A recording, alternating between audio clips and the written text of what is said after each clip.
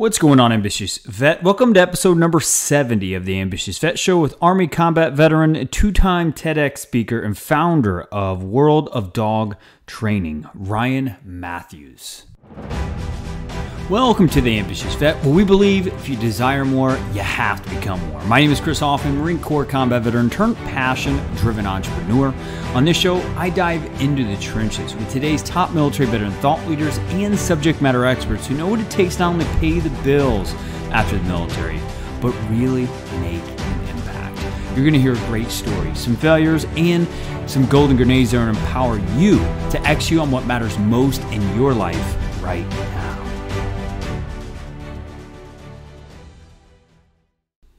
Are you tired of feeling like you're surviving life? Would you like to gain the perspective needed to know how to leverage the tools you've gained in life? How would you like to finally move from feeling lost and going through the motions to once and for all living with purpose with restored passion? If you answered yes, you may be ready to take advantage of the upcoming Ambitious Vet Sprint, where for only $97 a month, you'll get a chance to work with me and 5 other subject matter experts live along the Ambitious Vet Battle Ready Roadmap that will restore your passion, equip you for the next challenge in life, and give you the clarity needed to accomplish what you desire most now that you're paying the bills. Simply click the link in the show notes below to apply now. Don't waste another minute not living on purpose with passion. Welcome to episode number 70, Ambitious Vet. Excited to have you here, and thank you for coming here. Time is the only asset we never get back, and I look forward to bringing the golden grenades that are going to make this time only bring more money, profitability, and hopefully more confidence in you executing on what matters most to you in this next coming week. Ambitious Vet, I'm excited about this episode. Ryan Matthews brings a clinic to this around how do you take your message and mess and turn it into a message.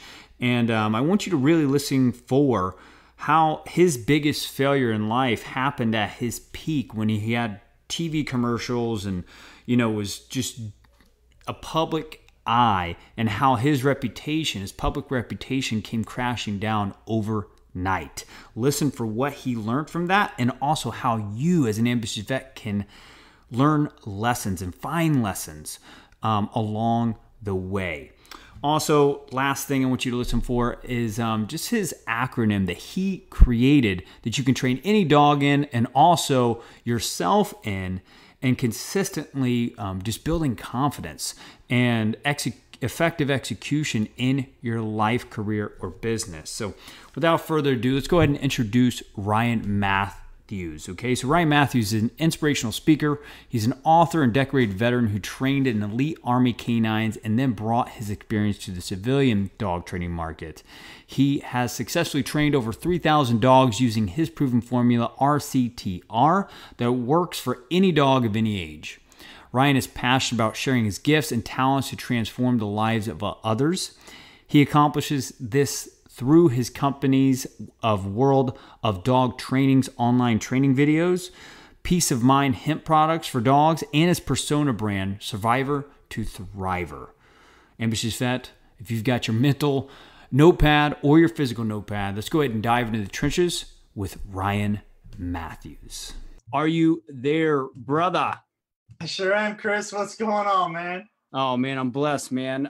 Excited to have you on the Ambitious Vet Show. Go ahead and fill the gaps of that introduction. Let us know about something that not a lot of people know about you. Wow. Okay. That's a good one. Something that a lot of people don't know about me is that I'm really not afraid of much, except for I'm really afraid of heights. If we talk about heights, my palms will get sweaty. And I don't know that it's even heights. I think it's the fear of falling. But it's hard to find things that people don't know, because what I'm really known for, man, is just being really straight up, really genuine, really authentic, and willing to go as deep as you all want to go, you and your audience today. So I'm looking forward to seeing what we uncover today, and I'm here to serve. Love it, brother. I love that servant heart. And cool thing is, Ambitious Vets, we got to have dinner together at the last military conference in Washington, D.C. And this man's heart is so so big. And, he has gone through so much in his life that I'm excited to kind of dive in so you guys can take some practical tips in how do you overcome, turn your mess or so-called mess into your message. So I'm excited to dive deeper inside the trenches. So, Ryan, I mean, how long did it take you to gain traction out of the uniform? And how did you actually do that? That's a really good question, right? And I see it as twofold as it relates to gaining traction. And so if we look at traction monetarily, it took me a few years. So I got out in 2006 and I ended up opening up a pet dog training company in 2008. And I did that for 2 years. And then I opened up my own brand. Essentially, I bought into a franchise and then I started my own brand. And so in 2008 to 2011, I made close to $1 million training pet dogs. And so I was a military working dog handler and then got into pet dog training, all because I really didn't know what I would do for work as a civilian. And so I made some good money. However, I was a workaholic, Chris. I wasn't willing to address PTSD. I wasn't willing to address the thing under the thing. And I figured that I would just stay busy and work and stay busy. And I'm helping people. But really, man, I was just in my head. I wasn't in my heart. I was manipulating people. I believe you've done sales training all over the world, Chris. And I was able to have like a 70% sales conversion by the administration model. And I would manipulate people, man. I would match the body language and the speech tone and manipulate by way of the handshake. And it was a game for me. It was fun. And you know what? It was selfish, man. And so, yeah, I had some traction and we could go out to eat and never look at the price on the menu because there was plenty of money coming in. But I was an ego, man. And it wasn't really fair or ethical entirely what I was doing. Now, I don't want to dilute the results because I absolutely was transforming people's relationships and their life with their dogs because I was solving problems. I'm a professional dog problem solver, right? But the real traction, I feel, was 3 years ago when I had my last wake-up call, when I really decided that I would transform my life and I would change the person that I am because I wasn't happy with how I was choosing to show up. And the greatest traction has been like late last year, where I've been on fire. Almost anything that I touch, it's just incredible. The people that I meet, and it's like, oh, I would like to do this, and then next thing you know, I meet this person to make that thing happen. It almost feels effortless, and it's interesting how I make this fundamental shift in my mind and in my heart and in my soul as a human being, and all these incredible opportunities arise. And really, man, I'm just trying to be a messenger. I'm just trying to serve. I'm trying to rid people of the pain that I had been through. And I'm just trying to share some valuable information that has helped me transform my life. And can't stress enough that I learned that the work never ends. Like, we continue to evolve as human beings. And I'm dedicated to continuing to improve each and every day. Yeah, no, that's awesome. I mean, that's the philosophy of this group is, really ambitious vets wake up and how do we get 1% better in an area of life that's going to push the needle forward for us today and living an impactful life. So that's definitely speaking our language here. Now let's kind of unpackage that a little bit, Ryan, because, like I said, I caught your TED Talk last night. It's officially live, which is super exciting.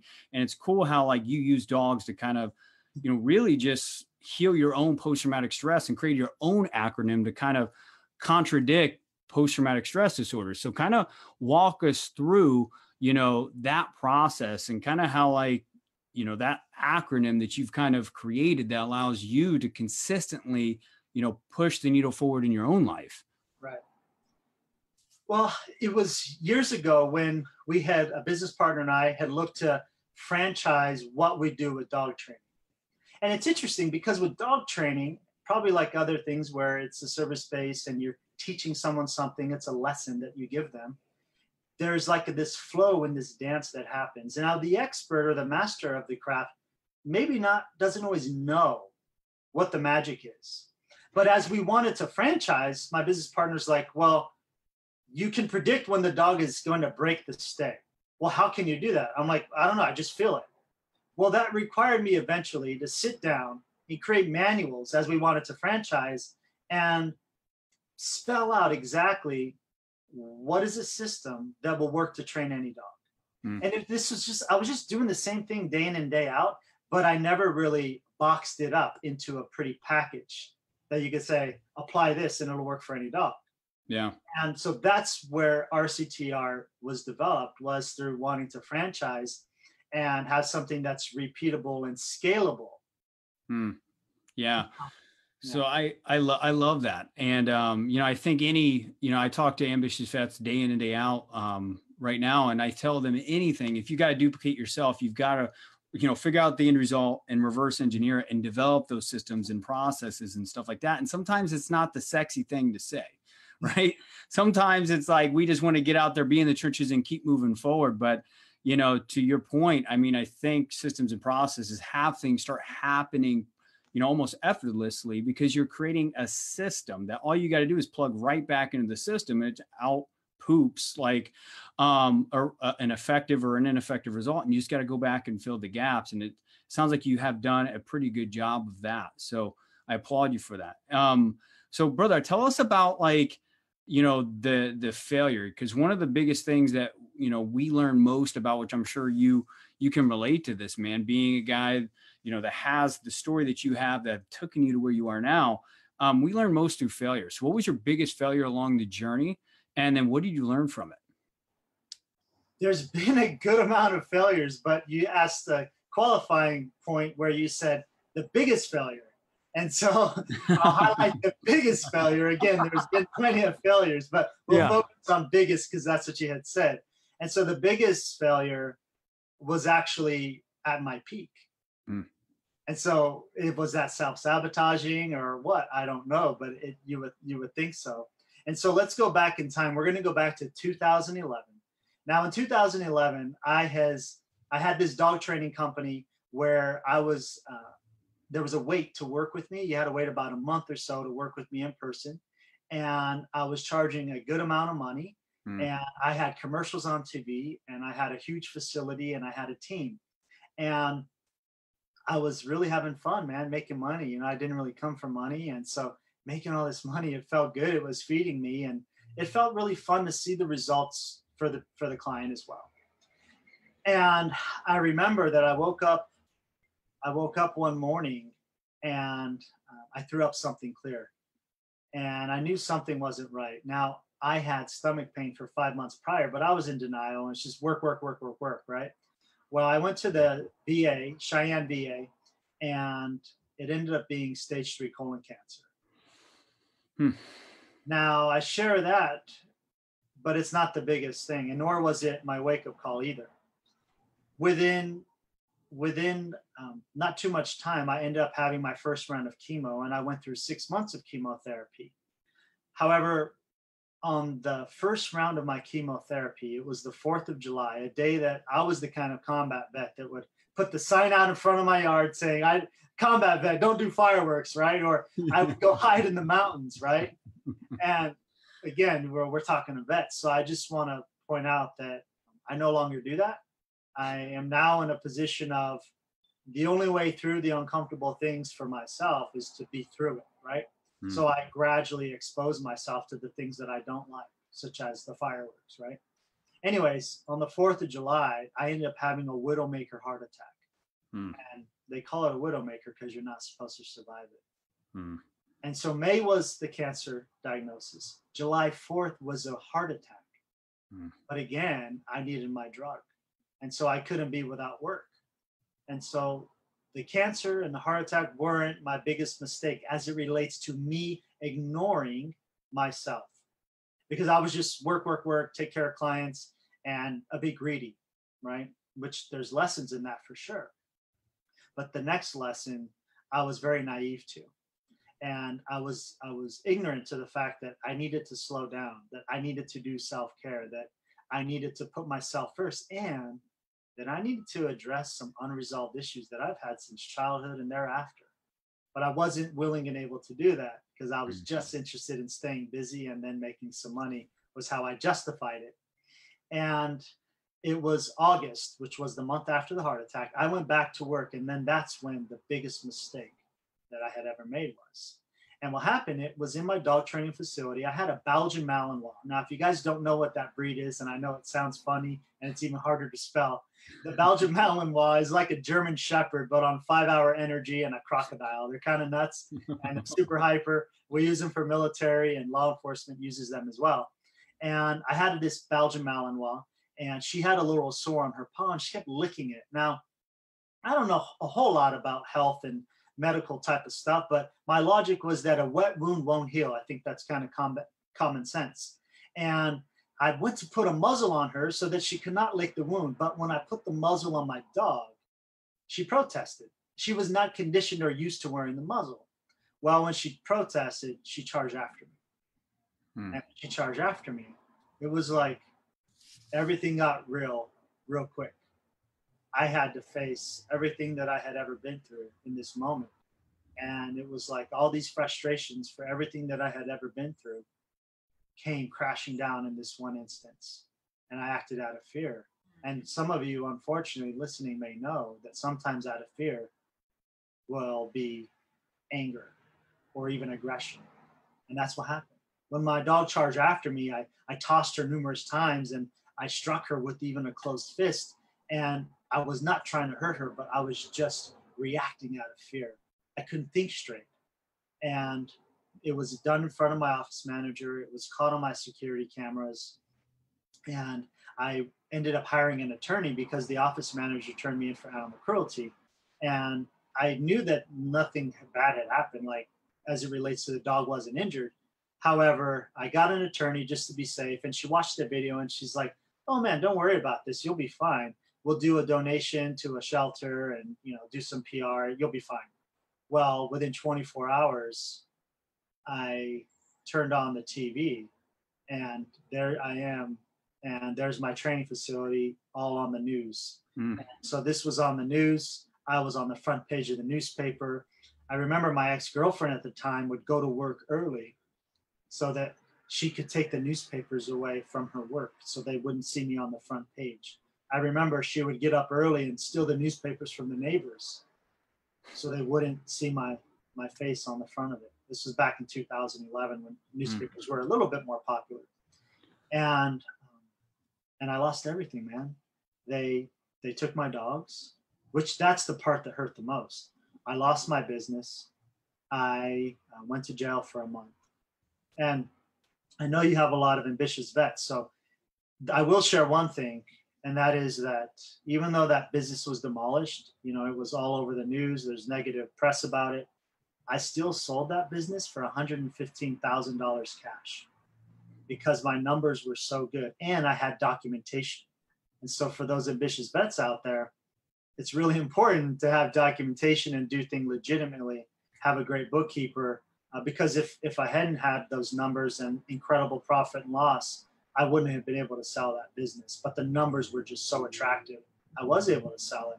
And that helped me, man, because for the next 5 years, I hid. I lived off that money. I didn't do anything with my life, and I wanted to kill myself every single day because I took on the shame of the public. And I didn't even apply common sense. Like, my dog wasn't hurt. Like, why am I internalizing this so bad? And I can just say I'm kind of hard on myself as a person, number one. And number two is I was having a big pity party, man. And was the biggest mistake of my life. And it has consumed my life thereafter. It wasn't until last year that I've decided to quit being silent, that I've decided to turn my mess into my message, to no longer hide, and really find the lessons in all of these things. And my goal is to, help others through the crap that I've been through. Yeah. And you definitely have been. Ambitious Vets, I was telling him before we went live, is I have a full page of notes here from his TED talk around how he turned his mess into message. I'm hoping anybody that's listening to this live on the podcast or on replay, figure out where this is relevant for your life. If this has hit you one piece a little bit, this is a person that you could reach out to right now and help have a hand forward. We're ambitious vets. We don't need a hand out. We need a hand up, right? And this is a man that could help you pull yourself out of the black hole that we naturally fall into when we get out of the uniform, right? Where we're taking actions and sometimes they don't feel like they're actually going where we want to go. And then we start getting reactive and we just start taking any opportunity in our life. Trust me, I've been there, done that. Oh man, it's frustrating emotionally, spiritually, mentally, all that, brother. And I just appreciate you being completely open because this is the journey as an ambitious vet, man. Right? And look, let's be real with all of this, friends. Like, we're trained to kill. Yeah. We're trained to kill. And we're supposed to get out and just exist with everybody else. Man, I feel like there needs to be this unmilitary training, right? Yeah. And it's crazy how, I salute every one of you because think about what we have to overcome. And right, like that's massive. We're supposed to just fit in. And so, yes, I want to be that support.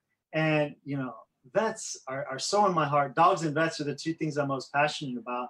And look, I've been there, man. I did the hiding thing. And I understand, that anger and irritability out in public and then stress. And then there's confrontation. So then isolation, and from isolation, substance, and from substance, suicidal ideation. Like, I understand all that. And the people going through that aren't alone. And look, here's the thing. Don't wait to experience all this crap that I did to wake up. Be willing to reach out to someone and have some change. Because here's the thing, man. If the desire is strong enough and we put ourselves in the right environment and situations, we can make a change. Like, it's truly limited to our mindset and then setting ourselves up for success, again, with the right support. But really, it's a choice, man.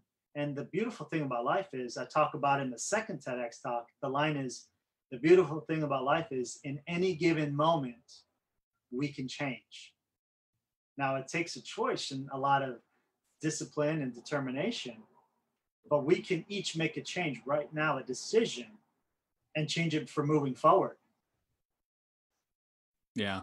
And I love that. And I don't know if this is when you developed this acronym RCTR, when you were in the trenches after selling that company for over 100K, we're sitting in just kind of like figuring out what's next, isolating yourself. Cause I know for a fact, I did do that at a season of my life out of uniform too. And I'm sure there's a lot of ambitious vets that, have either had some quick wins out of the uniform, kind of isolated themselves and tried to readapt, but can you walk us through RCTR? Yeah. How do you apply that in your life? And what had you get back on track after all this stuff that happened to you, man? I'll start with, I'm a really slow learner.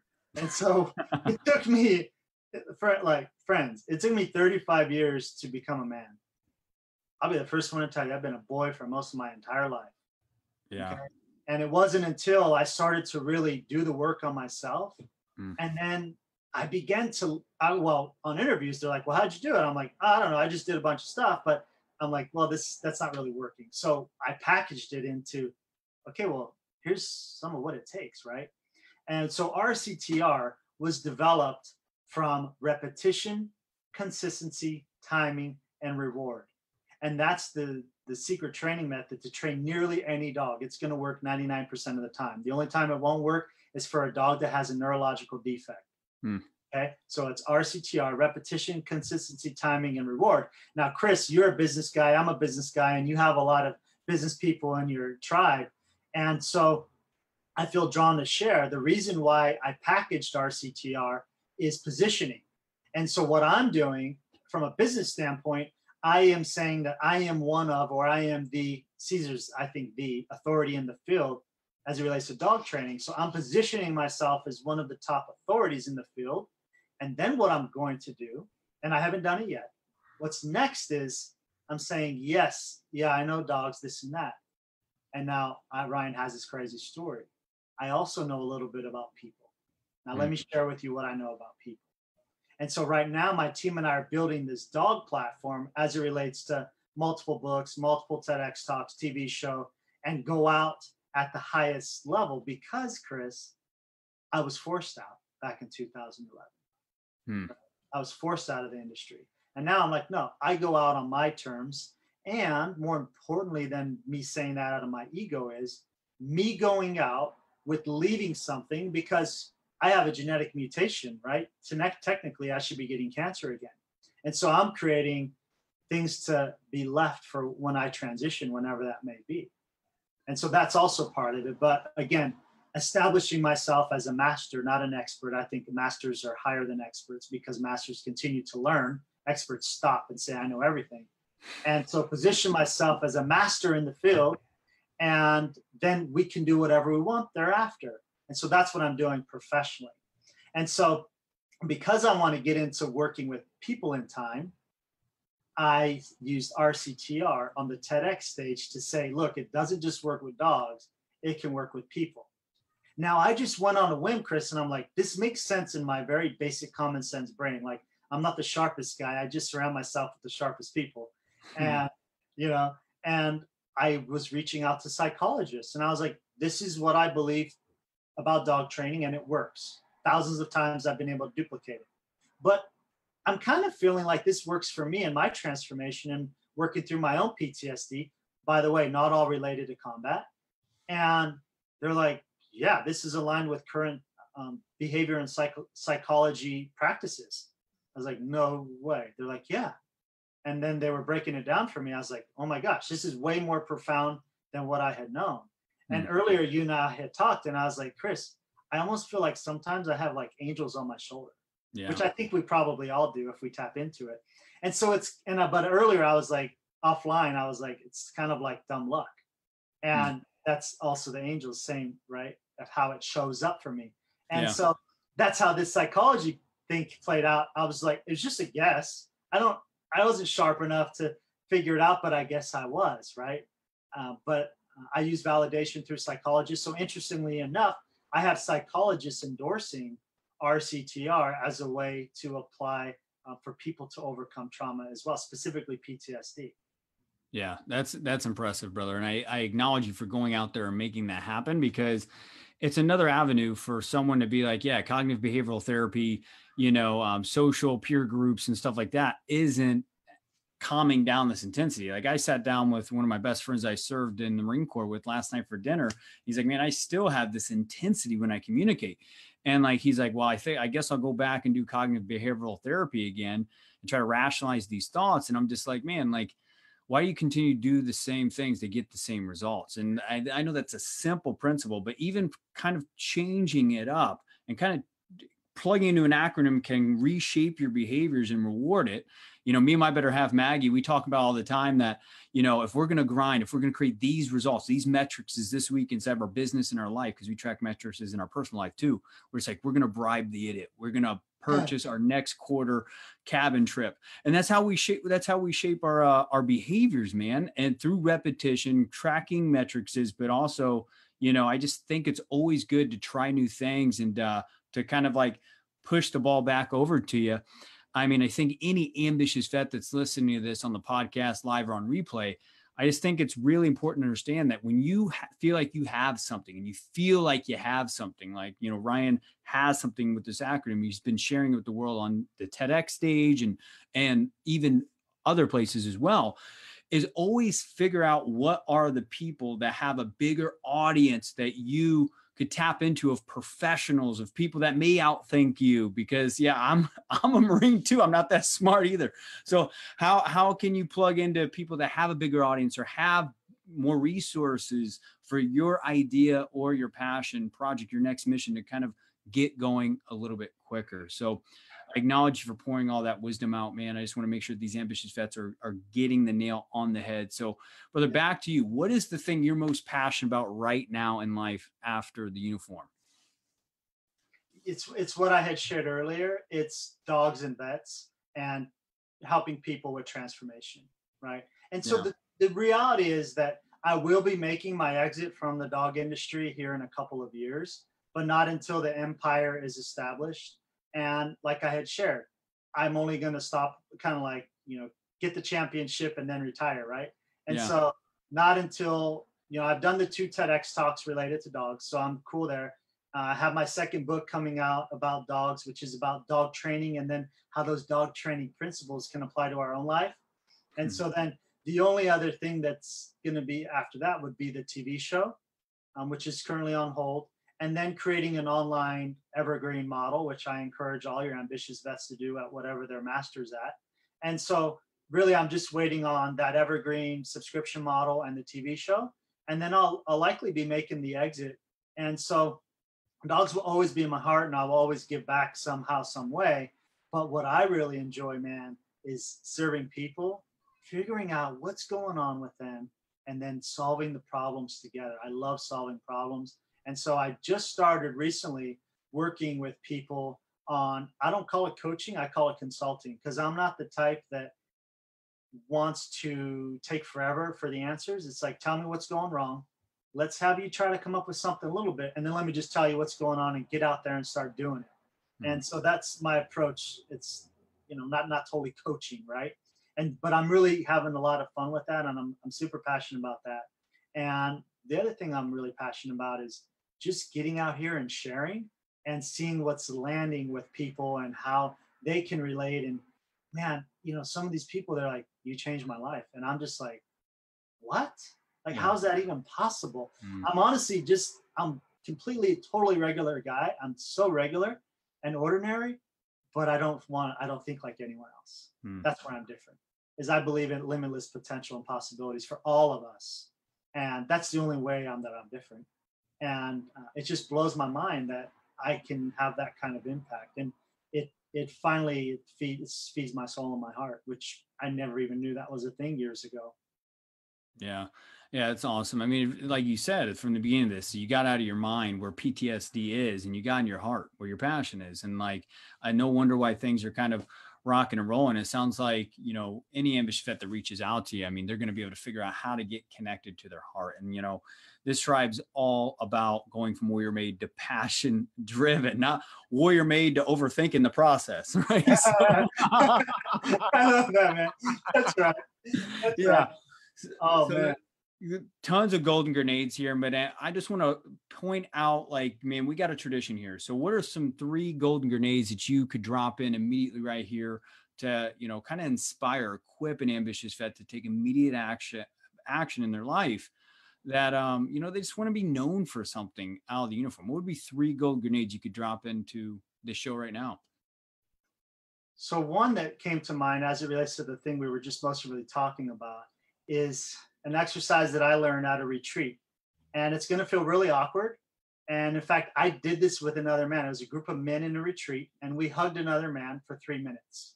And so I'm not saying hug another man for 3 minutes, but maybe hug your significant other for 3 minutes. And what'll happen is your breathing will sync up and your hearts will sync up. And look, this was hard.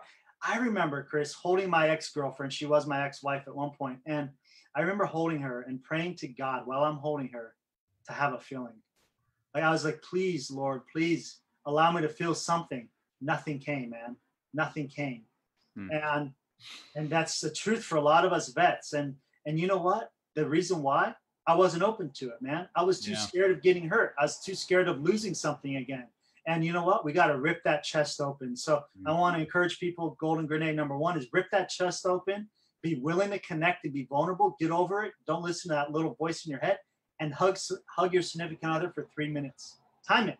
Don't let go. Don't think. Just breathe and just keep doing that. The second thing is I want to encourage people that when they are getting bothered and they're getting triggered, I want them to slow down and understand this, that it's not about that person that cut you off. It's not about that person that bumped into you and that's what bothered you. It's way deeper than that. So what the golden grenade number 2 is, it's always the thing underneath the thing. So I encourage people to go deeper and search for truth. Okay. Not the quick, convenient answer. Like, oh, you just cut me off. Like, no, that's not what you're concerned about. It's deeper than that. So be willing to slow down and go deeper. And then that allows us to have some shifts, right? The other thing that I want to encourage people, and this was a game changer for me, is, man, there's so much. So 3 is tough, is one's mindset. Because here's the thing, whatever we think about, it grows, it expands. Okay.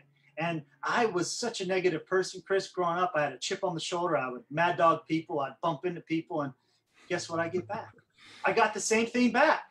And so I've come to the conclusion that really we're all magnets in life. And so what kind of a magnet am I? Because the type of magnet that I am, I attract the like. So for most of my life, I've been the negative type of magnet, and I got negative into my life. Well, I've decided for the best of my ability, and I still screw it up, but for the most part, I'm a positive magnet. And that's what I'm getting back. And that's why I'm here with you right now, because you're that positive magnet, Chris.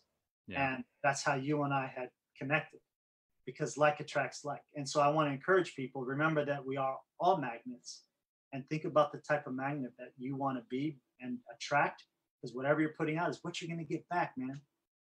Yeah, that's awesome, brother. I mean, all three of those golden grenades, if one ambitious vet applies with one of those right now, their life is going to improve in some way, shape, or form. So thank you for, narrowing some time frames for ambitious vets in here that are really in the trenches trying to make it work. So, brother, you have a special offer that you're going to be providing for ambitious vets inside this tribe. So do you want to do the honors, or do you want me to? Let's have you do it. It's your tribe. All right, brother. All right. So ambitious vets. I don't know if he wants to put a limit on it. This is up to him. But guys, I mean, you hear how big this man's heart is. He's built a company close to $1 million in the past 2 years. He's gone through the darkest of lows to the highest of highs in life. Anybody like that has weight to their words, as you can see, and can narrow time frames in business, career, dog training. If you're trying to get inside that industry, this guy has proven results and making a lot of money in dog training. Or if you're just looking to create more a repetitious lifestyle to become more quicker in your life, this man has literally laid out the roadmap and laid out some breadcrumbs for you guys to follow. He doesn't carrot and stick anybody. So he's going to be offering, just a call for a breakthrough call for, I mean, how many ambitious vets do you want to offer this to? Is it just 1, 2? Are you putting a limit on it? No, I believe in limitless potential, man. So whoever goes drawn, take the action. And, I think that's great. Let's incentivize those that are about taking action, because that's how I roll, man. Let's make things happen. Anyone can talk. Let's take the action and let's prove it. Amen. Amen. We do, this tribe's all about challenging veterans to do the work. So I will put a deadline on it, guys. I will be pushing this live on the podcast version, which goes into 20 countries on Sunday. So inside this Facebook group I encourage you to push this until Sunday. Go reach out to him, connect with him in the links on Facebook. Say, I want to be the first one to schedule a 15-minute call with him. And, that shuts down on Sunday at 9 p.m. when the podcast goes live. And then the podcast will go infinitely, because I know you're an infinite guy. So I want you guys to get what you guys need. I know I personally don't have all the answers. I never try to have all the answers. But if his story just really hit home inside of your heart, more importantly, your heart, that's what shifts things forward and pushes passion forward. People get out of your way when you're passionate. Right. So I just encourage you guys to reach out to Ryan Matthews, because this guy is absolutely amazing. So Ryan, how can people learn more about you, man? Where can they connect with you? Give us all that good stuff. So on social media, it's I am Ryan Matthews. That's IMRYAN Matthews, 2 T's and an S at the end. And for dog training, it's simple, worldofdogtraining.com. And for public speaking and the transformational type of work as it relates to personal business, it's easy. It's IamRyanMatthews.com. Nice. Perfect. Awesome.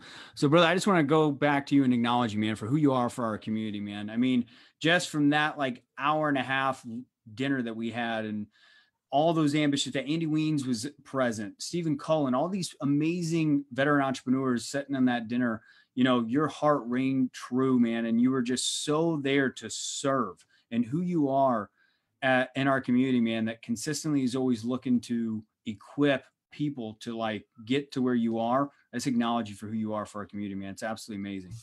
Thank you, brother. And like I said, we're all magnets. So there's a reason we're all at that table together, right? And so I was honored to be there with all of you, because I acknowledge all the work that you guys are doing too. And it's fun to collaborate and share together, because I'm with you, man.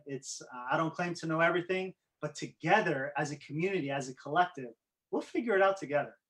Yeah. Yeah, I love that. I love the collaborative mindset, man, not the competition mindset. Wins all day. So well, there you have it, Ambitious Vet, episode number 70 of the Ambitious Vet Show with Ryan Matthews. If you haven't already, go and subscribe, rate, review the podcast. Feedback is what allows anything to improve in life. We want to improve into the trenches right beside you. So meet us in the middle and let's get better together. Sound good? Lastly, we know you're warrior made, but to become passion driven, utilize this one golden grenade you heard today from Ryan, and you're going to find your life being more meaningful. Let's go get it.